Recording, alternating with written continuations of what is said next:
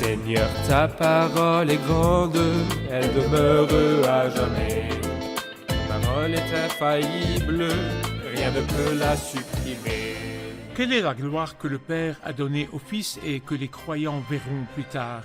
Aujourd'hui, si vous demandez à n'importe qui si le Saint-Esprit est présent sur terre, il vous dira non, je ne sais pas.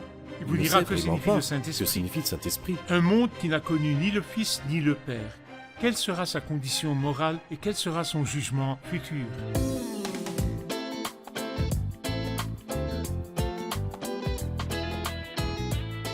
Bienvenue à vous, chers téléspectateurs, ainsi qu'à tous nos téléspectateurs dans le monde entier, dans un nouvel épisode de notre émission quotidienne d'études Toute la Bible, dans laquelle nous étudions tous les livres de la Bible, de la Genèse à l'Apocalypse. Dans notre étude des livres du Nouveau Testament, nous en sommes à l'Évangile de Jean, chapitre 17. Aujourd'hui, nous allons commencer à étudier à partir du verset 14 jusqu'à la fin du chapitre. Permettez-moi au début de l'épisode d'accueillir mon invité au studio, le frère Youssef Riyad. Bienvenue, frère Youssef. Bienvenue, frère. Honoré de vous avoir. Que Dieu vous bénisse. Bienvenue aussi aux frères qui participent avec nous aux épisodes. Bienvenue. Frère Youssef, les versets à partir du verset 14. Le Seigneur, à lui soit toute la gloire, dit « Je leur ai donné ta parole et le monde les a détestés, parce qu'ils ne sont pas du monde, tout comme moi je ne suis pas du monde. Je ne te demande pas de les retirer du monde, mais de les préserver du mal. Ils ne sont pas du monde, tout comme moi je ne suis pas du monde. Consacre-les par ta vérité, ta parole est la vérité. Tout comme tu m'as envoyé dans le monde, je les ai moi aussi envoyés dans le monde, et je me consacre moi-même pour eux, afin qu'eux aussi soient consacrés par la vérité. Pourquoi le monde a-t-il commencé à détester le peuple du Christ après qu'ils aient reçu et accepté la parole du Père? Je peux y voir 3 raisons. La première raison, le monde déteste les chrétiens parce qu'ils sont un corps étranger pour lui. Comme il le dit ici, parce que vous n'êtes pas du monde. Et tout comme le corps humain rejette toute chose étrangère qui le pénètre, et bien des fois il n'y est pas réceptif, de la même manière, le monde considère les chrétiens comme un corps étranger. C'est une raison. La deuxième raison est que Jésus, le Christ que nous suivons, a exposé le monde, a dévoilé le monde. Il ne l'a pas exposé et dévoilé, c'est-à-dire de sorte que chaque fois qu'il se trouvait au milieu des gens, il les critiquait et les réprimandait. Non, il est la lumière. Et les hommes méchants n'aiment pas la lumière. Le voleur n'aime pas la lumière. C'est pourquoi la lumière est venue dans le monde et les hommes ont préféré les ténèbres à la lumière parce que leur manière d'agir était mauvaise. Et la troisième raison en est que la pensée chrétienne met des limites à l'orgueil humain, voire même détruit l'orgueil humain. C'est-à-dire, il est facile de dire que l'homme commet le péché. Le christianisme ne dit pas que l'homme commet occasionnellement le péché, mais il dit plutôt « il n'y en a aucun qui fasse le bien, pas même un seul ». Il dit aussi « le bien n'habite pas en moi », c'est-à-dire dans ma nature propre. Il détruit complètement l'idée de tout mérite personnel, et c'est ce que déteste l'homme naturel. Alors donc pour ces 3 raisons, la première raison, les chrétiens eux-mêmes sont un corps étranger, le Christ est la lumière qui a exposé et dévoilé, et que l'enseignement chrétien a détruit l'orgueil humain. Pour tout cela, le monde déteste les chrétiens. C'est comme si l'acceptation par les disciples et le peuple du Christ des paroles sur le Père les séparait du monde. Exactement. Et leur conférait la vie du Christ par la vie éternelle. C'est vrai. Et cela fait d'eux un corps étranger dans ce monde, rejeté par le Très bien. monde. La prière merveilleuse que le Seigneur a priée pour les siens au verset 15, « Je ne te demande pas de les retirer du monde, mais de les préserver du mal ». À quoi vous fait-elle penser ou de quoi nous parle-t-elle? Eh bien, je vois d'abord que quand le Christ dit « je ne te demande pas de les retirer du monde », il a un plan spécifique pour notre existence dans le monde. Vous êtes la lumière du monde.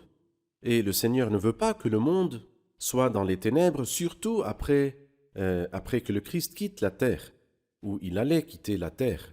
Il ne veut pas que le monde soit dans les ténèbres, il nous a donc laissés pour éclairer le monde.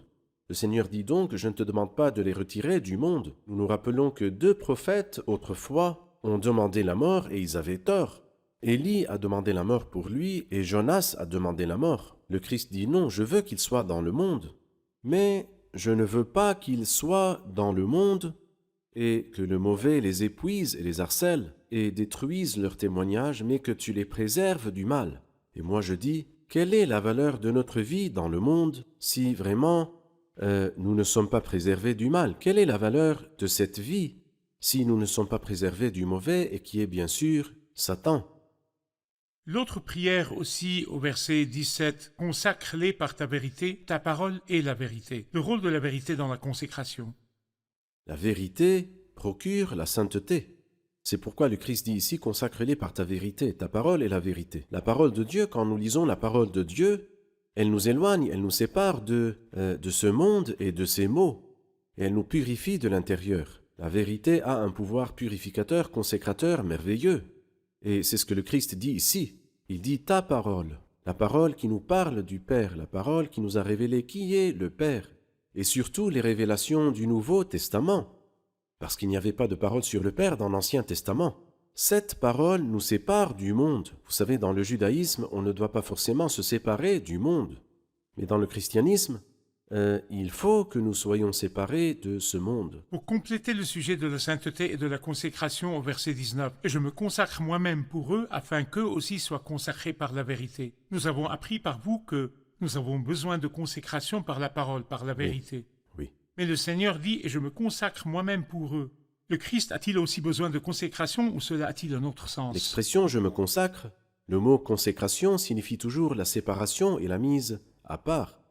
Alors moi, je me séparerai de toute autre chose pour que je sois consacré à eux seulement, de sorte que, à n'importe quel moment où ils lèveront les yeux vers le ciel, ils me verront les regarder. Il dit « je me consacre moi-même pour eux afin que eux aussi soient consacrés par la vérité ». Et là, nous voyons qu'il y a un acte du Père et un acte du Fils. « Père, consacre-les par ta vérité ». Et je me consacre moi-même pour eux afin que eux aussi soient consacrés par la vérité. La préservation était donc par le Père et le Fils, et la consécration également par le Père et le Fils, et bien sûr par la puissance du Saint-Esprit dans les deux cas. Le Christ se consacre lui-même pour nous, c'est-à-dire qu'il se consacre à nous, pour que nous soyons consacrés par la vérité. Très bien.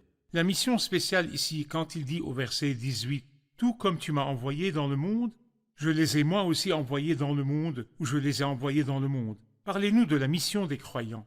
Eh bien, quelqu'un avait dit que nous voyons dans ce chapitre-là le du, le dans, le sur, le à. Du, ils ne sont pas du monde. Les croyants ne sont pas du monde, mais nous sommes du monde, nous sommes nés dans nos pays ici. Oui, selon les plans éternels, depuis toujours, nous appartenons au Père. Et le Père nous a donné en cadeau au Christ. Et c'est pourquoi ils ne sont pas de ce monde. Mais nous sommes dans le monde. Je ne te demande pas de les retirer du monde. Nous sommes toujours dans le monde. Mais nous ne sommes pas non plus présents dans le monde comme une sorte de misère. Mais nous sommes envoyés dans le monde. Notre Seigneur nous a envoyés dans le monde. Et c'est pourquoi il dit « Tout comme tu m'as envoyé dans le monde, je les ai moi aussi envoyés dans le monde. » Et après la résurrection, dans Jean 20, le Christ répétera les mêmes paroles aux disciples. Il leur dira « Tout comme le Père m'a envoyé dans le monde, moi aussi je vous envoie dans le monde. » Alors donc, nous ne sommes pas du monde, nous sommes maintenant dans le monde, nous sommes envoyés dans le monde, et dans les prochains versets, nous verrons que nous régnerons sur ce monde, nous gouvernerons ce monde, et apparaîtrons en gloire avec le Christ. Je vais lire les versets de 20 jusqu'à la fin du chapitre, puis prendre la question du public qui est avec nous au studio. Je ne prie pas pour eux seulement, mais encore pour ceux qui croiront en moi à travers leurs paroles, afin que tous soient un, comme toi, Père, tu es en moi, et comme je suis en toi, afin qu'eux aussi soient un en nous, pour que le monde croie que tu m'as envoyé. Je leur ai donné la gloire que tu m'as donnée, afin qu'ils soient un, comme nous sommes un. Moi en eux et toi en moi, afin qu'ils soient parfaitement un. Et qu'ainsi le monde reconnaisse que tu m'as envoyé et que tu les as aimés comme tu m'as aimé. Père, je veux que là où je suis, ceux que tu m'as donnés soient aussi avec moi, afin qu'ils contemplent ma gloire, la gloire que tu m'as donnée parce que tu m'as aimé avant la création du monde. Père juste, le monde ne t'a pas connu, mais moi je t'ai connu. Et ceux-ci ont reconnu que tu m'as envoyé. Je leur ai fait connaître ton nom, et je le leur ferai connaître encore, afin que l'amour dont tu m'as aimé soit en eux, et que moi, je sois en eux. Nous allons faire une pause, puis prendre la question du public. Chers téléspectateurs, je vous retrouve après la pause.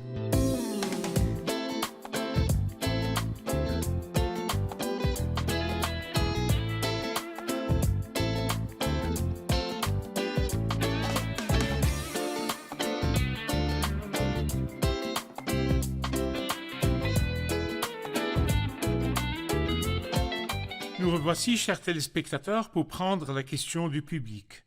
La question du public. Allez-y. Le Seigneur Jésus, à lui soit toute la gloire, dit au verset 22, « Je leur ai donné la gloire que tu m'as donnée, afin qu'ils soient un, comme nous sommes un, moi en eux et toi en moi, afin qu'ils soient parfaitement un, et qu'ainsi le monde reconnaisse que tu m'as envoyé et que tu les as aimés comme tu m'as aimé. » Pouvez-vous préciser de quelle unité le Seigneur parle-t-il? De quel type d'unité le Seigneur parle-t-il ici au verset 22? Oui, magnifique. Nous avons appris que ce chapitre-là nous parle de 3 types d'unités. La première unité est mentionnée dans le verset 11, et nous avons appris que c'est l'unité des apôtres, et en effet, les apôtres étaient un dans l'enseignement, l'évangélisation et le témoignage tout au long de leur existence. Et dans le verset 21, le Christ élargit le cercle, et il dit « Je ne prie pas pour eux seulement, mais encore pour ceux qui croiront en moi à travers leur parole, afin que tous soient un. » Et c'est ce qui s'est accompli dans tous les croyants au fil des générations. C'est une unité qui est garantie par la prière du Christ et sa supplication, ici dans Jean chapitre 17. Quant à l'unité qui est mentionnée dans le verset 22 et le verset 23, c'est l'unité de la gloire, celle que nous atteindrons bientôt. Et nous remarquons que l'unité des croyants à l'heure actuelle, cette unité dans laquelle nous avons malheureusement échoué dans une certaine mesure. Et cette unité avait pour but que le monde croie que tu m'as envoyé, et peut-être que le manque d'unité de manière appropriée est la raison pour laquelle le monde n'a pas encore cru de manière appropriée. Il empêche le monde de croire. Il empêche le monde de croire. Mais l'unité parfaite, l'unité de la gloire qui est mentionnée au verset 22 n'aboutit pas à ce que le monde croie. Mais il nous dit dans le verset 23 qu'ainsi le monde reconnaisse que tu m'as envoyé. Enfin, quand ils nous verront apparaître dans la même gloire avec le Christ, à ce moment-là, ils sauront que c'est le Père qui a envoyé le Christ et qu'il nous a aimés, que le Père a aimé les croyants comme il a aimé son Fils. À ce moment-là, le temps de la foi sera terminé. Oui, c'est fini. Maintenant, le temps de la foi est là quand le monde voit bien. l'unité basée sur cette œuvre. Quand le Seigneur dit au verset 20 « Je ne prie pas pour eux seulement, mais encore pour ceux qui croiront en moi à travers leurs paroles. » Parlez-nous de la responsabilité des croyants dans la transmission de la parole aux autres. Tout d'abord, je vois que c'est merveilleux que le Christ nous ait vus dans le temps où nous avions encore 2000 ans pour venir dans le monde. Mais le Christ, alors qu'il priait, ici, dans ce dialogue, dans ce merveilleux dialogue, il voyait les croyants.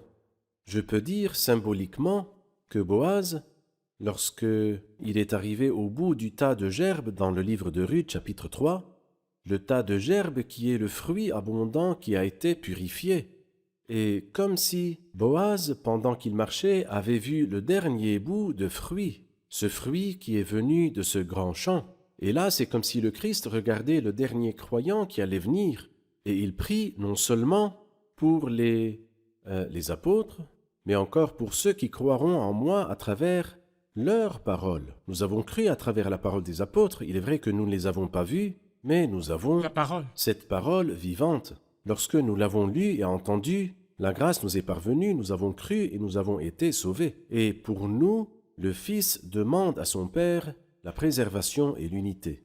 Quand il dit au verset 22 « Je leur ai donné la gloire que tu m'as donnée », puis au verset 24 « Père, je veux que là où je suis, ceux que tu m'as donnés soient aussi avec moi afin qu'ils contemplent ma gloire. » Quelle est la gloire que le Père a donnée au Fils et que les croyants verront plus tard? Est-ce la même gloire ou une gloire différente? Oui, en fait, cette question est vraiment l'une des parties difficiles, pas à expliquer ou dire, mais elle est vraiment difficile à accepter. Et nous ne pouvons l'accepter que par la foi. Il est clair qu'il y a une gloire que nous partagerons avec le Christ. Et il y a une autre gloire que nous ne partagerons pas, mais contemplerons.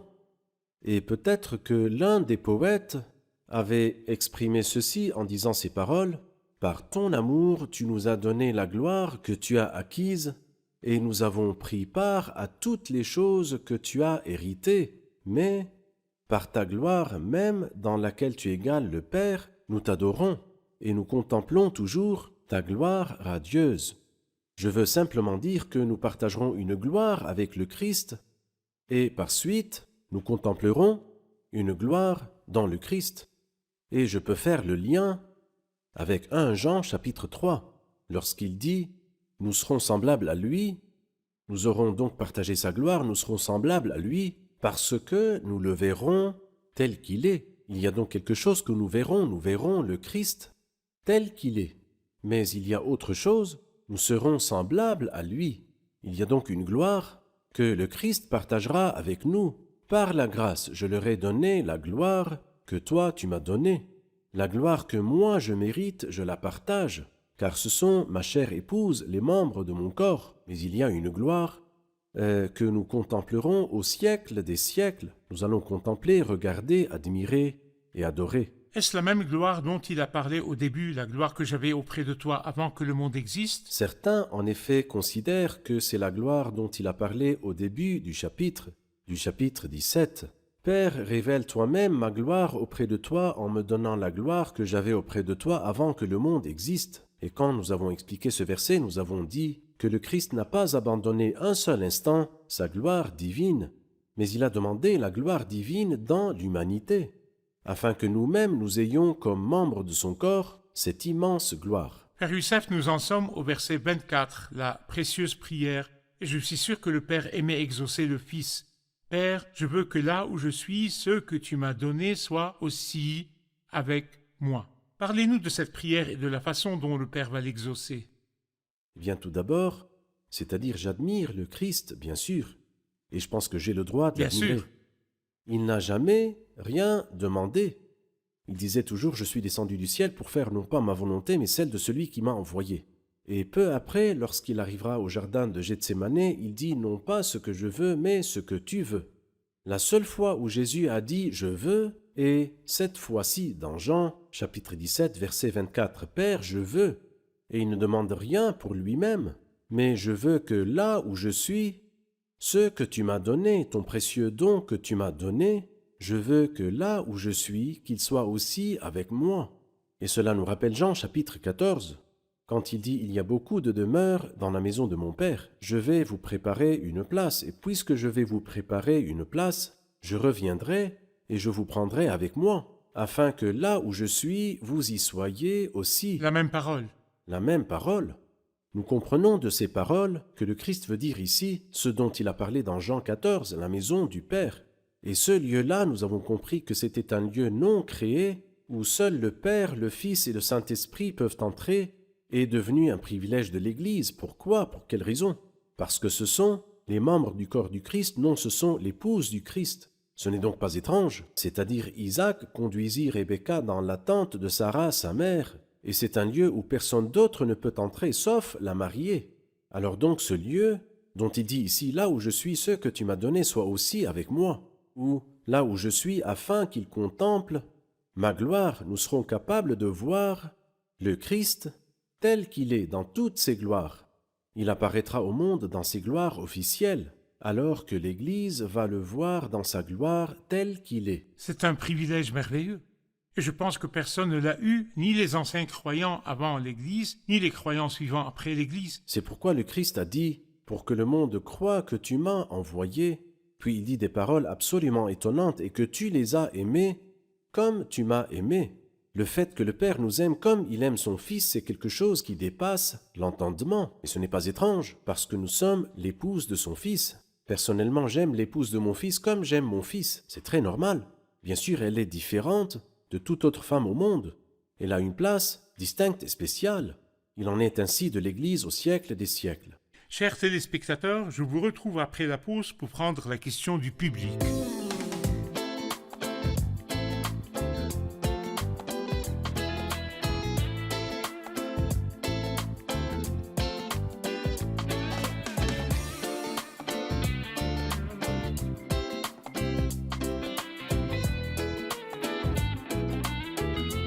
Nous revoici, chers téléspectateurs, pour prendre la question du public. La question du public, qui va la poser? Oui, Moi. allez-y. Au verset 25, il dit « Père juste, le monde ne t'a pas connu, mais moi je t'ai connu. Et ceux-ci ont reconnu que tu m'as envoyé. » Que veut dire le Seigneur Jésus par Père juste? Que veut dire le Seigneur par Père juste? Pourquoi a-t-il dit ici Père juste? Oui, en fait, nous avons déjà souligné que ce texte ou ce dialogue est divisé en 3 parties. Aux 5 premiers versets, il s'adresse au Père, et ensuite du verset 6 au verset 19, il s'adresse au Père Saint. Pourquoi? Parce qu'il va parler de l'unité et de la préservation. Ici, il s'adresse au Père juste. Pourquoi? Parce qu'il veut dire en fait qu'il y a 2 groupes dans ce monde. Le monde en général ne t'a pas connu, alors que ceux-là, ils t'ont connu. Moi, je t'ai connu et ceux-ci t'ont connu. Et toi qui es le Père juste, tu ne peux pas traiter ceux-ci comme tu traites ceux-là. Tu ne peux pas traiter ceux qui ne t'ont pas connu comme tu traites ceux qui t'ont connu, car tu es le Dieu juste, tu es le Dieu de justice qui traite chaque personne justement selon ce qu'il mérite. Et je voudrais ajouter que dans Jean chapitre 1, le monde n'a pas connu le Christ. Il était dans le monde, et le monde a été fait par lui, pourtant le monde ne l'a pas reconnu. Et dans Jean chapitre 14, le monde n'a pas connu le Saint-Esprit. Il dit ceci, l'Esprit Saint que le monde ne connaît pas parce qu'il ne le voit pas. Il ne le connaît pas, le monde ne connaît pas le Saint-Esprit. Aujourd'hui, si vous demandez à quelqu'un si le Saint-Esprit est présent sur terre, il vous dira non, je ne sais pas. Il ne sait vraiment pas que signifie le Saint-Esprit. Ici, dans Jean chapitre 17, le Christ dit, Père juste, le monde ne t'a pas connu. Ils n'ont connu ni le Fils, ni l'Esprit, ni le Père. Et le jour viendra où chacun recevra la récompense selon sa condition, celui qui n'a pas connu et celui qui a connu. Ce monde qui n'a pas connu le Fils quand il était dans le monde et le monde a été fait par lui, pourtant le monde ne l'a pas reconnu. Et n'a pas connu le Père non plus. Un monde qui n'a connu ni le Fils ni le Père. Quelle est sa condition morale et quel est son jugement futur? Moralement, je vois le summum de l'ignorance dans un monde qui n'a pas connu son Créateur. Lorsque le Christ créateur est venu, le monde a été fait par lui. Le monde ne l'a pas connu et n'a pas connu le Père, l'ignorance ultime. Cela nous rappelle Éphésiens chapitre 4, il dit étrangers à la vie de Dieu à cause de l'ignorance qui est en eux et à cause de l'endurcissement de leur cœur. C'est sa condition morale, ignorance, ténèbres. Alors que l'avenir éternel, en fait, est la privation de la vie de Dieu, c'est être éloigné de Dieu, le lieu où reste sur lui la colère de Dieu. Frère Youssef, je voudrais un dernier commentaire sur le verset 26. « Je leur ai fait connaître ton nom et je leur ferai connaître encore, afin que l'amour dont tu m'as aimé soit en eux et que moi je sois en eux. » Un dernier commentaire.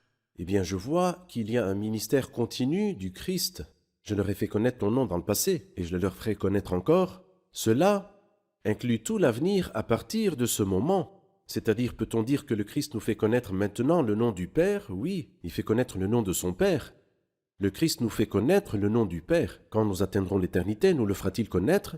Je pense que oui, je le leur ferai connaître encore, il n'a pas dit jusqu'à quand.